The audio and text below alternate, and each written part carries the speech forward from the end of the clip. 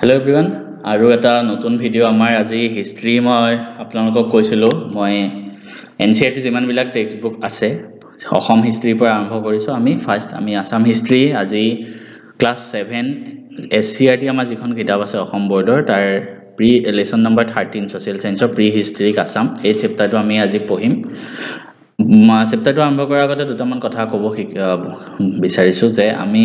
যেতে এই চেপ্টাৰটো মই আপোনালোকক পঢ়াই গৈ থাকিম যেটো ইংলিছত লিখা আছে মই ইংলিছত এটো কাৰণে আনিছো যাতে দুইটা মিডিয়ামৰ ষ্টুডেন্টৰ কাৰণে সুবিধা হয় কাৰণ কোৱাটো মই অসমীয়াতে কৈ যাম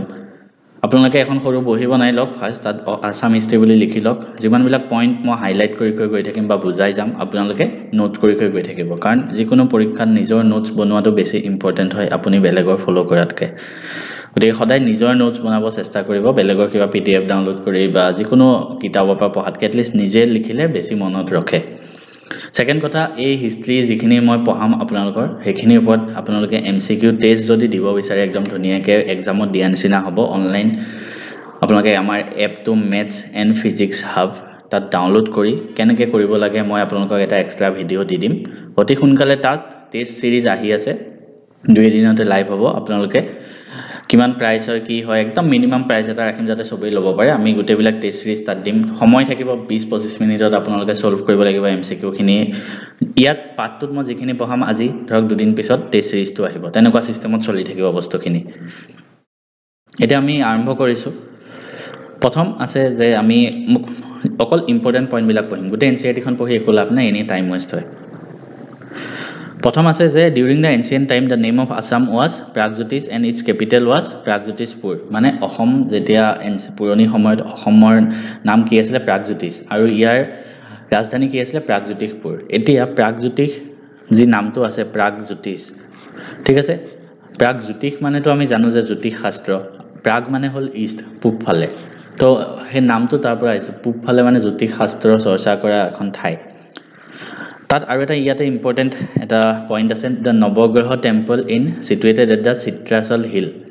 মানে নৱগ্ৰহ মন্দিৰ গুৱাহাটীৰ ক'ত আছে চিত্ৰাচল পৰ্বতত আছে গতিকে এটো পইণ্ট আপোনালোকে লিখি ৰাখিব পাৰে অকল ইম্পৰ্টেন্ট পইণ্ট বিলাক মই আপোনালোকক কৈ যাম এটো কাৰণে The name of the state was mentioned as Kamrup in some Puran. কিছুমান পুৰাণত কামৰূপ হিচাপে আছে এতিয়া যেনেকৈ আমাৰ কামৰূপ জিলা দুখন জিলা কামৰূপ গ্ৰাম্য আৰু কামৰূপ মেট্ৰ গতিকে এই নামটো কামৰূপ বুলিও আছে কিছুমান পুৰাণত এটা কামৰূপ নামটো কিয় হল মই ইয়াত হাইলাইট কৰি দিছো ফাৰ্স্ট ইংলিছতো মই পঢ়ি দিছো তাৰপিছত অসমীয়াত কৈ আছো According to such a legend the god of Hindus Shiva was engaged in a deep meditation then the god of love Kamdev came in disguise of a woman and interrupted in his meditation. Out of rage, Mahadeva burned Kamdev into ashes, but Rati Devi, the wife of Kamdev, pleaded Mahadeva to restore Kamdev to his original self, and Mahadev was convinced enough to granted her prayer. মানে কি হল যে এটা পুৰণি আখ্যান আছে যে হিন্দু যি god আমাৰ শিৱই মানে মেডিটেশন কৰি আছিল ধ্যান কৰি আছিল তেতিয়া প্ৰেমৰ ভগৱান বুলি কোৱা হয় কামদেৱ তো কামদেৱে মানে এগৰাকী মহিলাৰ ৰূপ ধাৰণ কৰি আহিলে আৰু শিৱৰ ধ্যানত ভংগ কৰিব চেষ্টা কৰিলে তেতিয়া খঙতে শিৱই কি কৰিলে শিৱৰটো এটা থাৰ্ড আই থাকে ন তৃতীয় নয়ন তো হেতু কাৰণে শিৱক ত্ৰিনয়ন বুলি কোৱা হয় শিৱই কামদেৱক মানে ভস্ম কৰি দিলে তেতিয়া কামদেৱৰ পত্নী কোন আছিল ৰাতি দেৱী তেওঁ আহি পেলাই মহাদেৱক ৰিকুৱেষ্ট কৰিলে যে কামদেৱক আসল ৰূপলে ঘূৰাই আনক আৰু এটা কাম ৰূপ নামটো হেতু প্ৰাইছে কাম আৰু ৰূপ মানে কামদেৱক আসল ৰূপলে ঘূৰাই আনিলে হেতু কাৰণে নামটো হল কামৰূপ এতিয়া নেক্সট আমি ইম্পৰ্টেন্ট বস্তুখিনি চাম যি ইম্পৰ্টেন্ট আছে মই আপোনালোকক কৈ যাম the first king of Pragjyotish was Mahiranga Danava বংশৰ প্ৰতিষ্ঠা কৰিছিল ঠিক আছে গতিকে প্ৰথম আমাৰ অসমৰ প্ৰথম ৰজা আমি যদি আহে ফাৰ্স্ট কিং অফ প্ৰাগজ্যোতিষ কোন আছিল মহিৰংগ দানৱ যোনে দানৱ বংশ প্ৰতিষ্ঠা কৰিছিল আৰু তেওঁৰ কেপিটেল কি আছিল মৈৰাংক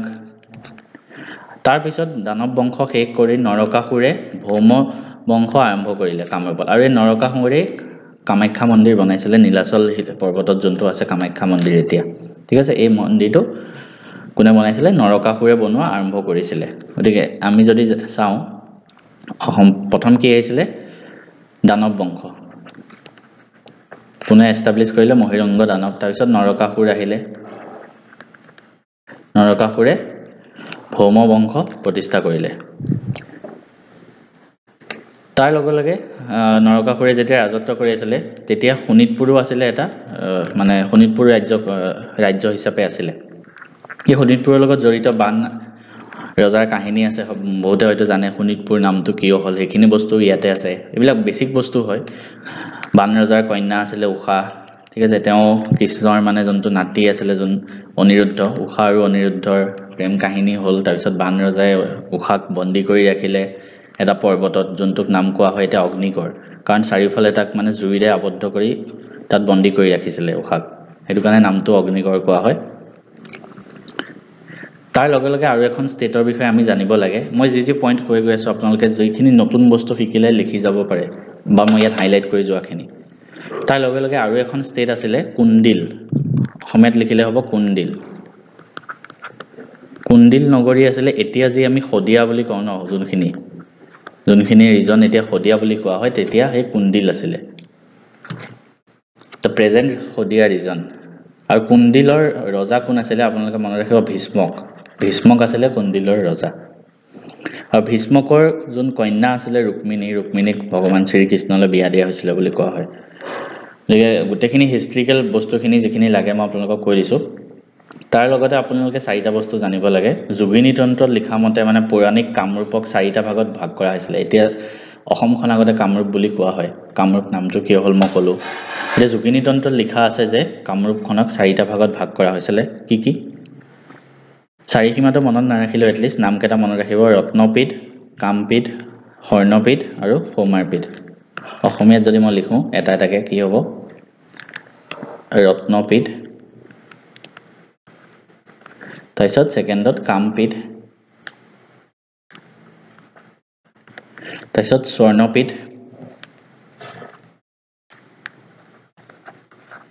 তাৰপিছত সৌমাৰপীঠ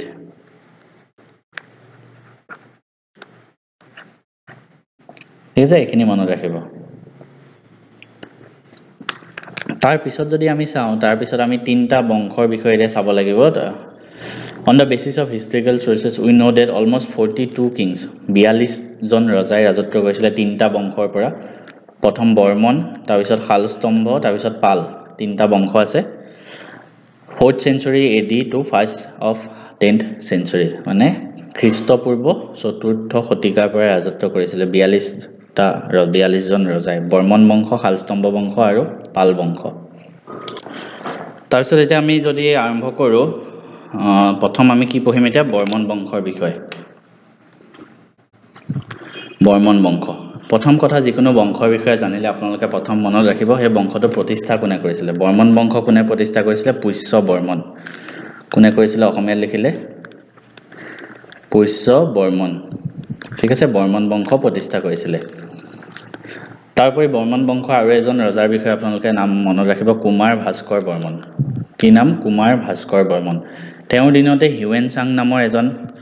সাহিত্যিক আহিছিলে মানে পৰ্যটক হয় আৰু সাহিত্যিক বুলি ক'লে ভুল হ'ব পৰ্যটক কোন হিউৱেন চাং কাৰ ৰাজত্ব কালত অসমলৈ আহিছিলে আহে বহুতবাৰ পৰীক্ষাত কোন কুমাৰ ভাস্কৰ বৰ্মন তেখেতৰ ৰাজত্ব কালত অসমলৈ আহিছিলে আৰু হিউৱেন চাঙে এখন গ্ৰন্থ লিখিছিলে ফেমাছ CU কি তাত তেওঁ অসমৰ বিষয়ে টুকা লিখি থৈ গৈছে তো হিউৱেন চাঙে ৰচনা কৰা গ্ৰন্থখনৰ নাম CU কি মনত ৰাখিব এই ভাস্কৰ বৰ্মনৰ ৰাজত্ব কালতে ভাস্কৰাব্দ নামৰ যোনটো এটা নতুন টাইম টেবুল আহিছিলে ঠিক আছে এইকেইটা আৰু এটা ইম্পৰ্টেণ্ট পইণ্ট মই হাইলাইট কৰি দিছোঁ ৰাজতৰংগিনী নামৰ ইতিহাস এখন কিতাপ আছে এখন কোনে ৰচনা কৰিছিলে কলহন কিতাপখনৰ নাম হ'ল ৰাজতৰংগিনী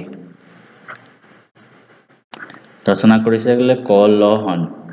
ঠিক আছে মনত ৰাখিব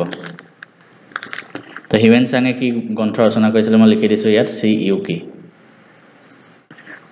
বৰ্মন বংশৰ বিষয়ে ইমানখিনি আমি জানিলোঁ নেক্সট আমি শালস্তম্ভ বিষয়ে এতিয়া পঢ়োঁ বৰ্মন বংশ শেষ হোৱাৰ পিছত শালস্তম্ভ বংশ আহিলে আৰু শালস্তম্ভ বংশৰ যদি আমি প্ৰতিষ্ঠাতা কোন বুলি সোধে শালস্তম্ভ বংশৰ প্ৰতিষ্ঠাতাও শালস্তম্ভই হয় মানে সেই বংশত যোনে প্ৰতিষ্ঠা কৰিছিলে তেওঁৰ নামতে শালস্তম্ভ কৰি দিলে তো প্ৰতিষ্ঠাতা হ'ল শালস্তম্ভ বংশৰ এটা মোষ্ট ইম্পৰ্টেণ্ট পইণ্ট হ'ল যে তেওঁলোকে অসমৰ ৰাজধানী প্ৰাগজ্যোতিষপুৰ আছিল আগতে প্ৰাগজ্যোতিষপুৰৰ পৰা তেজপুৰলৈ লৈ গ'ল তেজপুৰ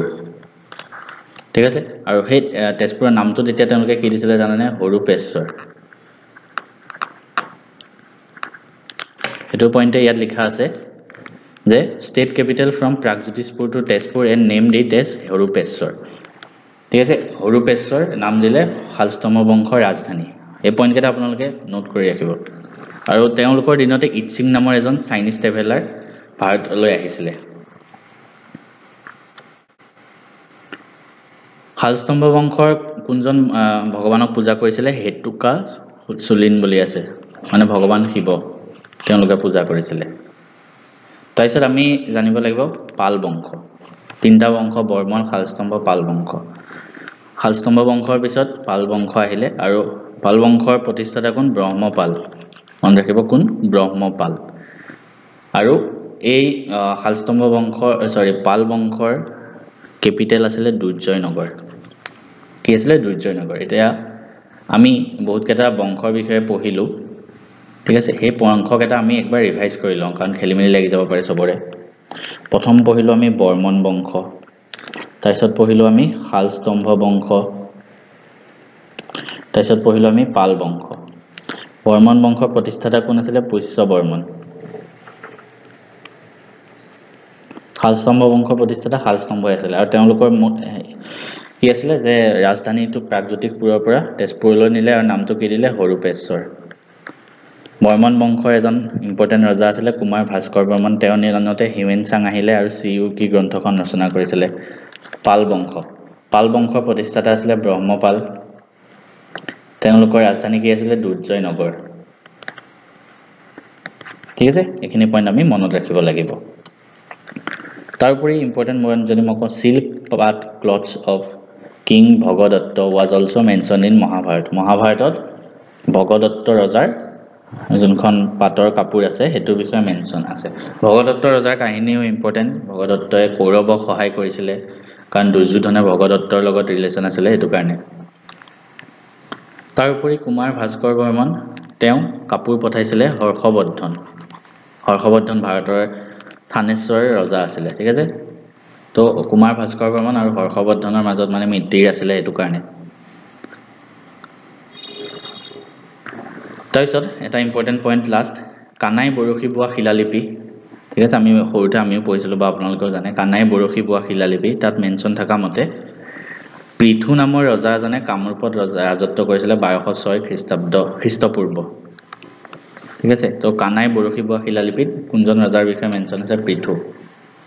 এখিনি আছিল ইম্পৰ্টেন্ট যিখিনি আমি এই চেপ্টাৰটোৰ পৰা জানিব লগা আছে এতিয়া আমি এই চেপ্টাৰটোৰ এমসিকিউ মই আপোনালোকক আকৌ কৈছো চেপ্টাৰটো পঢ়ি এমসিকিউ খিনি প্ৰেক্টিস কৰিলেহে আপোনালোকৰ এক্সামৰ কাৰণে ভাল হ'ব তে এমসিকিউ খিনি আপোনালোকে কৰিব কাৰণে ফাৰ্স্ট অফ অল এমসিকিউ আহি আছে আপুনি ম্যাথছ এণ্ড ফিজিক্স হাব এই এপটো প্লে ষ্টৰত গৈ ডাউনলোড কৰি লওক ঠিক আছে প্লে ষ্টৰত ডাউনলোড কৰাৰ পিছত আমাৰ হোৱাটসএপ গ্ৰুপৰ লিংক হোৱাটসএপ চেনেল লিংকটো ডেসক্ৰিপচনত থাকিব আপুনি চেনেলটো জয়েন হৈ লওক যেতিয়া এমসিকিউ টেষ্ট খিনি আহি যাব মই আপোনালোকক জনাই দিম 1-2 দিনৰ ভিতৰত আহি যাব কোৰ্সটো বাই কৰিব এটা মিনিমাম ফিজ ৰাখিম মই ₹99 only 99ত আপোনালোকে অসম হিষ্ট্ৰী যিমানখিনি পঢ়াম অকল এইটো চেপ্টাৰ নহয় হে এনসিআৰটি মই যিমানখিনি পঢ়াব গৈছো আসাম হিষ্ট্ৰী গুটেকেটা চেপ্টাৰৰে আপুনি এমসিকিউ সলভ কৰিব পাৰিব এক্সাম দিয়াৰ নিচিনাকে বহুতে ভাবিব পাৰে 99 rupees তো কিয় লৈছো কাৰণ কিবা এটা দিলেহে মানুহে যেহেতু গাত লাগে ইউটিউবত দিলে বহুতে নাচাব পাৰে কাৰণ কন্টেন্ট খিনি বহুত কষ্ট কৰি বনোৱা হৈছে মই নিজেও কষ্ট কৰিছো বনাওতে বহুত পিডিএফ গুটাই বা মই এপটো মই এনে পোৱা নাই মই নিজে বেলেগক ইনভেস্ট কৰিছো বেলেগক এটা কোম্পানীক বনাব কৈছো তেওঁলোকেও মোৰ পৰা বহুতখিনি পইচা লৈছে হেভি এমাউন্ট এটা গতিকে ইমানখিনি কৰিছো আপোনালোকে জাস্ট 99 rupees আজিকালি মোমো এক প্লেটৰ দামে 99 হয় তো এখিনি লৈ লওক এক্সামৰ কাৰণে ইম্পৰ্টেন্ট আপোনালোকৰে লাভ হ'ব টেষ্টটো দিব টেষ্ট আপোনালোকৰ থাকিব টেষ্ট হিচাপেও সলভ কৰিব লগে লগে আপোনালোকে পিডিএফ হিচাপেও সেভ কৰিব পাৰিব পঢ়িবৰ কাৰণে ঠিক আছে তো ইনফৰমেশনটো সবকে শেয়াৰ কৰি দিয়ক